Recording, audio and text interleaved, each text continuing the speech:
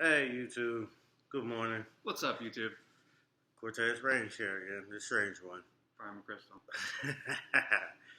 But I come to y'all today to talk about a very important matter that's deeply on my heart. As a disabled person, we don't talk about responsibility. We talk about responsibility towards other people, like my wonderful friend here, Brian Crystal. Been supporting me, been holding me down, telling me a lot of information, sharing a lot of information, and dealing with my aggravating ass sometimes.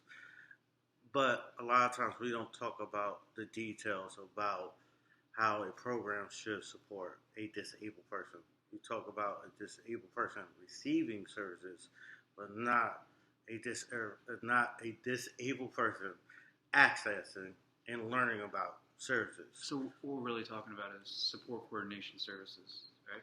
Yes, and how it benefits you, but at the same time, how you should be a participator in that.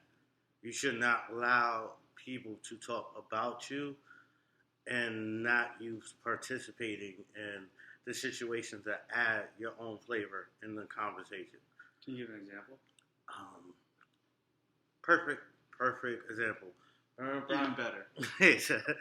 Remember, Brian, when we first met, did I like you? Did I wake up and like shake your hand and say, "Oh, thank you for helping me," or what was I was like a Grinch, and you didn't know what was going on. You didn't know if I liked you, if I respected you as a man, or I respected your help. The second one. Point in case. That's what I'm talking about. Because I think a lot of times, and it's very good that agencies want to help and want to help out disabled people, but the reality, not everyone's set up in a cozy home with a loving family and a good mom, a mom that's not on crack, a mom that's not out there robbing, stealing, or doing anything. I'm not trying to disparage any family that's out here trying to help help their loved one. I'm not saying that, but I'm saying when I was receiving help, I wasn't in that spot. I didn't have a big old house. I didn't have a mansion. I was living poor. My aunt was on drugs. She loved me and she took care of me, and God bless her soul that she passed on and she got clean. But at the time receiving help, sometimes people gotta understand not everybody's gonna be out there with their hand out ready for help. Even if they want help, they still gonna build it. They still gonna bring their toxic or bad habits in the situation. Like what bad habit you when you first met me that I had that was kind of like I wouldn't say a stopper, but a struggle for you to understand me as a person. Well, to keep it in that similar example that you were talking about in the beginning, when we met each other on a video call, you were so skeptical that what I was talking about, what my agency does is instead of having individual with a disability, newbie that here we go. We can put those in later. We had a newbie that's hired. All right, this guy's looking for a job. This guy needs someone. Let's match him up, even if they're complete opposites of each other.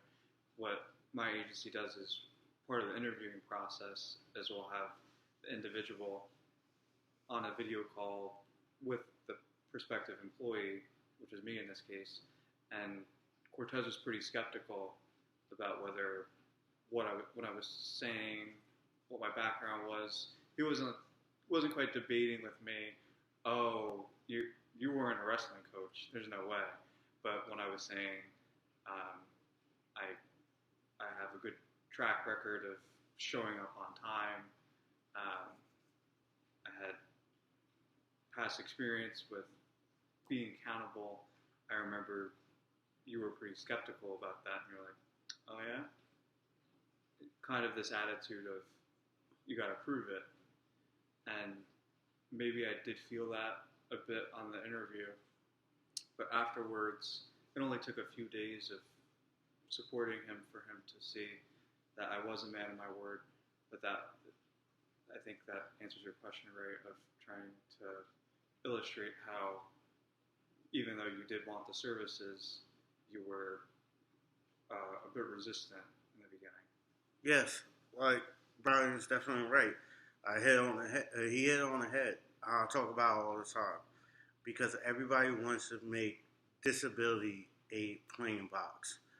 I'm a man that discovered my own sexuality. I want an open relationship. I want a career. I want to be a mechanic. But a lot of times, if I say these things out loud, then I'm discredited as a disabled person.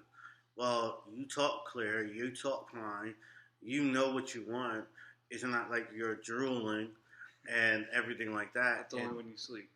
Fuck you. I'm there too. You know, I'm sorry. See, this is another thing that people don't say. Like, I can say that, and it's not a big uproar. It's not, Brian's not feeling like, I'm trying to attack him. You don't see that with disabled people. You see, like, I give you a perfect example, then I'm going to have to cut this video down a little bit for YouTube. I'm going to try to post it. But remember when we was doing that program that was trying to highlight our relationship? Yeah. I remember the guy saying to us, and Brian, you add into it, but I remember the guy saying to us, because we was doing martial arts practice, I actually taught him some martial arts techniques. He's a very good ass wrestler. Like, he whoops my ass all the time. But at the time that we filmed it, yo, shut up, all right, man? You ain't wrestling. I'll fucking But, yeah. But at the time, that thing that made me very aggravated was we were shooting a scene, we was in the dojo, and we was practicing. I'm doing my usual goofy thing. I'm saying ridiculous shit when Brian's rolling with me and everything like that. And it was like, well, we can't show that because then that makes a disabled person feel like they're weak or it's not a good representative. I was like, it looks like, I think they said it kind of looks like you're getting abused, and we don't want to put that out there. and I was like, why? Why not? We show all the good things, but we don't show the struggle. Every good movie that I've seen about a disabled person, it wasn't about the disabled person having no challenges, having things that's easily handed to them. They had to work for it. So, No, I think it's still going. That was just the computer being nosy. But sorry, we're going to have to cut that out. But like I'm saying, they had to work for it. And that's the point that I'm trying to advocate. Stop. And you're saying not just support coordinators, you're saying support period? Support period. We got to stop coddling our children from the harsh world. The world's not going to be nice. And we got to prepare. I have a speech impairment, so some words it's hard for me to say. But we have to prepare our young people, and especially the older ones, for life challenges and meet life challenges on their own challenges. Like, I can't go to work and I'm a mechanic and I can't read something. I can't say, well, I can't read it, so I can't do the job. No, I can't say, I don't know about that job. I don't know the expertise on finishing that job, but I'm going to meet the challenge. The challenge, where is it at? You get? Can you better explain to folks what I'm trying to say? Well, I think you're making your point. What I think you're saying is that you said it already, that you don't want people with disabilities to feel like they're coddled and to think, oh, because you're on the spectrum, we're not going to expect you to do the whole check that you have to do at the shop. You have to fill out this form that says how much tire pressure is in each tire, oil change, I think, battery. Yes. So, for instance, saying, oh, you have a disability, we're going to waive that requirement for you because we know it's harder for you.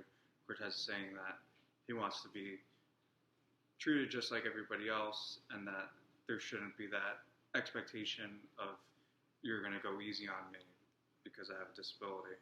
That's not what the real world's like. Yeah, I mean, and for me personally, my life never treated me like that. I'm talking to parents and kids that actually going through it. How are you going to expect your kid to go to school, go to college, and pass a test? No one's gonna be easy on your kid. Some people are gonna be nice and be like, okay, I understand the difficulties, but stop expecting people to care about your kid more than you could, because every disability that I can have in my reading and doing a job, no one cares. At the end of the day, if I want money, if I want a job, if I want a career, then I have to be just as good as other people. I can't complain sometimes when I don't match up to it. I have to figure out a way to be as good. And that's how I always been. And that's why I love this brother right here, because he doesn't do that. He doesn't look at a challenge and say to me, well, you can't do it, so we ain't going to bother with it. He's like, all right, let's figure out a way to do it. You can't do it this way, let's figure out another way. Let's do it this way. He's the person that got me this beautiful home that I have right now. If it wasn't for him, I was saying he gets a few points for that one as well. Yeah, he does. And you also do it when I encourage you to. Yes, and that's the difference. Don't always wait to encourage a disabled person or a bipolar person to be better. Don't wait for them to say, "Oh, I feel like shit," and and fuck you. I don't want to do it. Sometimes people just say that because they're angry. I do it all the time. Every time he encourages me to do reading, I hate it, but I know I have to do it. If I want to be a mechanic, if I want this dream, then I'm gonna have to fight for it. Plain and simple. That's a good note to end on. All right. Thank you, YouTube. I'll see you later. Yeah, silly.